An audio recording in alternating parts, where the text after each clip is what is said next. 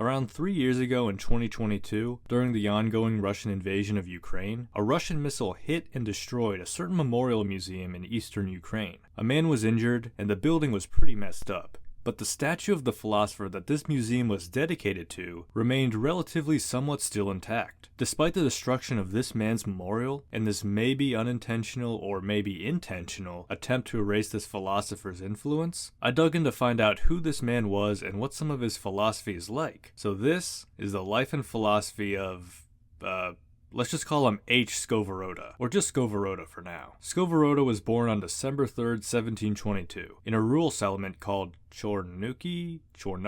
Guys, you're gonna really have to cut me some slack in this one. He went to university, and although he didn't graduate, he learned a lot. I'm talking languages like Latin, Greek, and German. And of course, he learned philosophy. And that's not all. The man taught poetry and was even a composer, so he's a little bit of a Renaissance man. Now, during the later period of his life, he went sage mode. He became a hermit and really focused on philosophy. Not only reading more philosophy, but developing his own philosophical ideas, some of which we're going to look at in this video. Now, there's an interesting story regarding his death. I don't know if it's fact or fiction, so I'll let you be the judge. The story goes that one day, Skovoroda visited a friend of his at his house and told him that he was going to be staying there permanently. I don't know how this friend reacted to Skovoroda just permanently moving into his place, but whatever. For the next 3 days, Skovoroda would go out carrying a shovel and slowly dig a hole outside, hopefully not in this same friend's yard. On the 3rd day, he's having dinner with his friend until he abruptly stands up and says, "My time has come." Then he walks into the next room, lays down, and dies. Apparently, that hole he was digging those last 3 days was his grave. That is the most Chad way to go out. I'm very impressed. So that's the life of Skovoroda. Now let's get into his complicated philosophy. In English, there's a book of aphorisms he had, but I wanted something with more meat. I wanted the good stuff. I wanted a treatise he apparently wrote on Christian morality. So I went to this website here. And as you can see, I ran into a bit of an obstacle. But I translated the website to English, found a downloadable version of the treatise, but it looked like this. So then I had to use Google Translate again just to get an English version. All this to say is that we're relying on an unofficial Google Translate, because that's all that was available. So we may encounter some translation errors that could affect our interpretation. Now this treatise is entitled The Entrance Door to Christian Virtue, but don't be turned off immediately if you aren't a Christian, because he has some unique and complex ideas here that are not in line with typical Christianity. First, let's start off with his metaphysical foundations. The world consists of 2 natures. One is visible, the other is invisible. The visible nature is called creation, and the invisible nature is called God. The invisible nature, or God, pervades and sustains all creation. Everywhere has always been, is and will be. For example, the human body is visible, but the mind that pervades and sustains it is not visible. So we have God, which is the invisible, and then creation, which is the visible. God to Skovoroda seems like this essence or spirit that's in all and sustains that creation everywhere. This is sounding like panentheism, this idea that God is everywhere, infinitely, but he also exists separately outside of time and space. Another example of a panentheist philosopher is Spinoza. Now, is this a Christian God? Despite the title, it's a bit more complicated than that. In that last quote, Skovoroda equated God with mind, with a capital M. And here's Skovoroda talking about the different names Christians give to God, or the invisible. And among Christians, his most famous names are Spirit,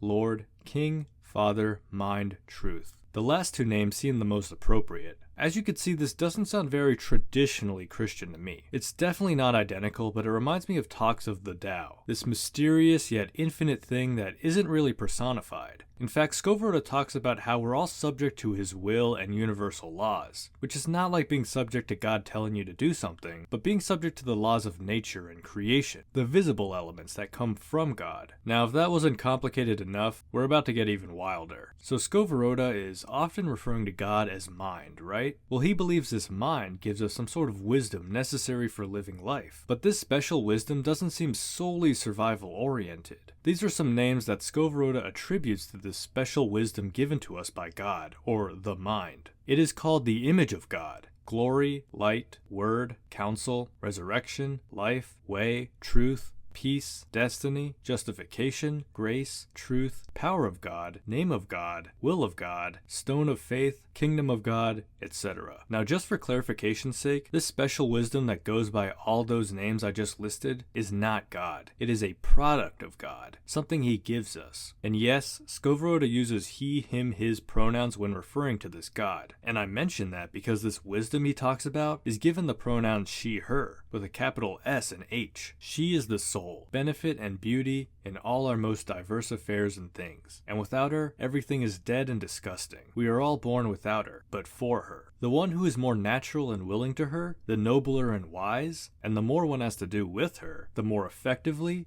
even if inexplicably, one feels inner bliss or comfort. So Skovoroda is making this divine wisdom sound pretty appealing, but given the fact that she's been given all these names, how are we supposed to practically accept this feminine divine wisdom? Well, this treatise is pretty short, and unfortunately Skovoroda doesn't get into it very deeply, although he does reiterate the 10 Commandments, so perhaps he's saying that following moral teachings coming from the Bible is how one practically applies this feminine wisdom. As a matter of fact, Skovoroda says that Jesus Christ was the embodiment of this wisdom. He was much more than just that wisdom, and I mean the conflicting gender of Christ and the supposed gender of this wisdom already speaks to that, but perhaps Skovoroda is trying to say that if we try to live according to the teachings of Christ, we'll be living based on this special wisdom. But then we get passages like this, where Skovoroda seems to be literally equating this feminine divine wisdom with Christ. And later, she appeared in the image of a man, becoming a God-man. In what way this divine wisdom was born? From the father without a mother, and from the virgin without a father, and how she was resurrected and ascended again to her father and the like, it is better not to ask. Overall, it's complicated but nonetheless fascinating. Christian philosophy is very vast and diverse, and Skovoroda and Spinoza both seem like two peas in a pod in their unique takes, to me at least. And this should go without saying, but comment below your thoughts on any of this, even from the perspective of interpretation, cause guys, I'm working off a Google translation for a highly esoteric sounding document.